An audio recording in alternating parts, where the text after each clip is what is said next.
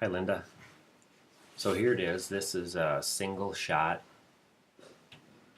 I think I told you in one of my messages it's ISO 3200 for 15 seconds at f18. Oh, I'm sorry, 18 millimeter at f3.5, which is the fastest aperture you've got on that kit lens. So basically, the trickiest part about this whole shot was trying to get it in focus, because on the kit lens it doesn't have a dial or a indicator to show you exactly where you're focused, so you can't focus and then remember where you're at, just by either taking a picture of it with your phone, or just putting a mark on your dial, because that little focus ring I couldn't even find the focus ring when I started. I'm like, how do you focus this thing manually? And then so yeah, you want to be on manual focus and turn off your image stabilization. Whenever you're on a tripod, turn off your image stabilization. It's the other switch on the side of your lens. Otherwise, the lens will be trying to stop shake, which there is no shake, so it'll actually soften your picture having it on if your camera's on a tripod. So tripod, turn off image stabilization, and obviously manual focus. But this light right here is what I had to focus on. I just zoomed in, I went to live mode, zoomed in times 10, and focused until this was as sharp as I could get it, or as small as I could get it, because the stars just weren't bright enough to see them on the screen. With my camera, I've got a little wider aperture, so I can actually see like this star. I could focus on that star, and then I would either tape my lens or just make sure I don't bump it to maintain that focus. So yeah, basically, of course, the foreground is super boring, so I didn't do any shots of that. But usually, like if you're out there, you'll probably find something really interesting. I usually leave the tripod low, find something really interesting. Make your composition. I'd probably bring this horizon up a ways, if I was really trying to do a shot. You'll still have the Milky Way, probably cut it off right about here. But anyway, so this is a single shot. And I've got the advanced shot I'll show you in a minute here.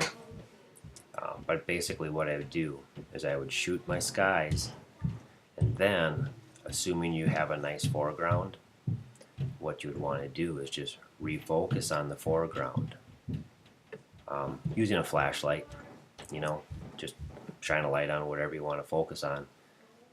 Get nice and sharp, and then shoot about 10 shots of that. And if you've got an intervalometer, you can plug it in and increase your exposure time from 15 seconds to say 30 seconds, 45 seconds, whatever you want to do. It'll just let more light in for that foreground. And you can even drop your ISO down.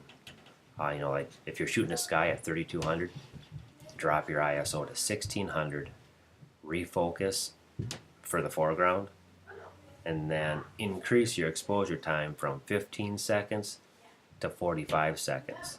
So you cut it in half with the ISO, but then you triple it in your time, so you're still getting, a third more light. So the foreground will actually be brighter. There you go, you can hear them. It'll be a little brighter, a little less noise, cleaner. And then you would have to send it to me basically, and I would do the post-production so I can blend your foreground in with the sky. And I'll go over that again later here. I'll try to make this quick. I'm not quick though, as you can see. So here's my zoom. So again, single shot. I'll zoom in, and you can see that at ISO 3200, and I turned all my noise reduction off for this shot, so I've got no noise reduction whatsoever.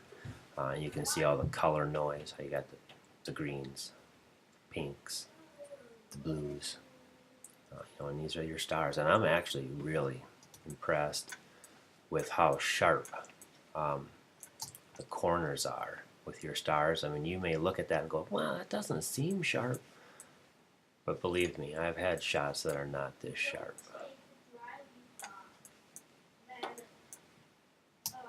And essentially this is the same lens you've got. But as you can see, there's a lot of noise that needs to be cleaned up. So now I'll pop over this next shot. It seems almost identical, but you can see it change a little bit. A little noisy, much cleaner. I know what this is. This is actually 24 shots that I've stacked on top of each other because noise is random. You stack a bunch of shots and it basically takes all of the information from all 24 shots and every pixel. So those are your pixels. Every pixel, it'll find the average of that pixel and change it to that averaged color. So now if we zoom in here, I'll just go 100%. And then I'll go to this shot. I'll say 100%. Now I'll click back and forth between them. It's amazing. You don't lose a single star. Like even if you look at these stars right here. And I'll click back. You've actually gained stars. Like even if you look down in this area. This is a single shot where all that noise is randomly dispersed. And then this shot, basically they're all identical shots, but I use the noise against it to find what's actually there. So as that noise moves around, shot to shot, I'm beating a dead horse right now, cleans it all up. And you can still see there's a little bit of noise still in these trees, but if you compare it to the original, try to line them up. That's pretty close. So bouncing back and forth there too, you can really see the difference. Even the lines in the snow through here, they clean that up. And in the trees, say right in this area,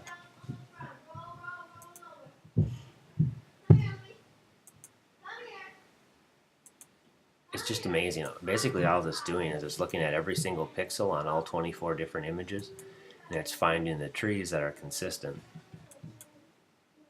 And it can't hide in all 24 images, so it just cleans it up. Like right here even. You see the base of that tree right there? If I had to use a single shot, you can hardly even tell that there's a tree trunk there. But by multiplying it out, you get all that. Let's go back to fit screen on both of them. Okay, so single image versus 24 stacked. And now this group I have over here that I have turned off, this is all of the, these are all the corrections I made to the original image.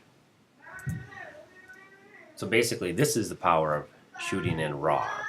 Because if I were in JPEG, I wouldn't be able to clean it all up. So if I turn that group on, now I did a lot of contrast and brightening, so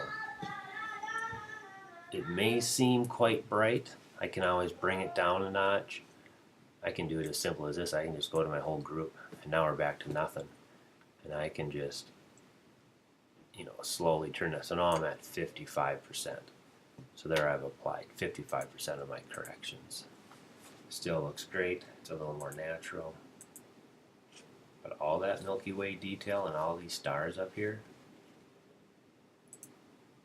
it's surprising. Like look in this area here, right? With no corrections. And then by turning it on, you've just got loads of stars you can't even see.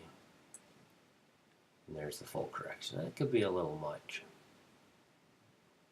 We'll bring it back to 51%. That's what I love about layering everything. I can go overboard and then just dial it back as easy as that. Then I can also, if I just put a mask on here, so this is a mask I dropped on, then I can just go over to my brush and I can say, you know what? I really like the original foreground. Take a black brush and I can just brush all that out. Now we're back to the original photo on the bottom, and now I can turn it on and off, and you only see the change in the sky. So there's just tons you can do. Let's crank that back up. It doesn't quite match. I'm just playing with it now. I'll get done here quickly, so we'll just leave that at 60%. Then if I reverse my brush, so now I got a white brush, turn my opacity down, bring it down to 21%, and now I can just brush it back in a little at a time.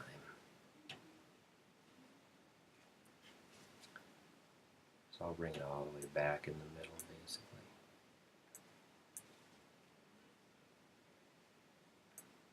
Oh, I better bring it in where that light is.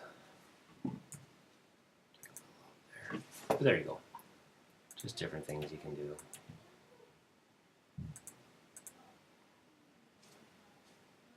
So that's the before and after. Before, single shot. We'll crank her up to 100% for you, being the video is already longer. You're probably sleeping. 100%. Scroll down so we got a little of both. 100%.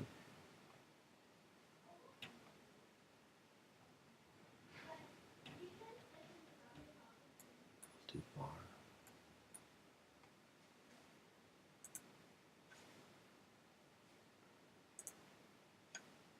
But to me, it really is amazing. Get them lined up. It's close enough. So there you can just see all the noise, color noise. And I went in and cleaned up some of the color noise and just random noise. So before and after.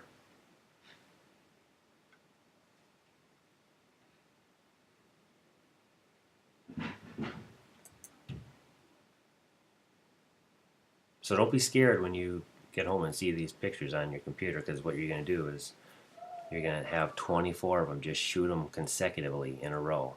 As soon as the shot is done, just push the shutter button again. You want 15 as quickly as possible.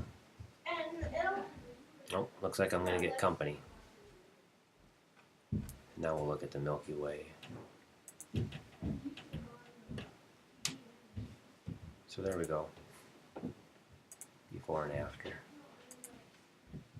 So there you go. Just get back to fit screen so you can get a good look at it, and I can send it to you.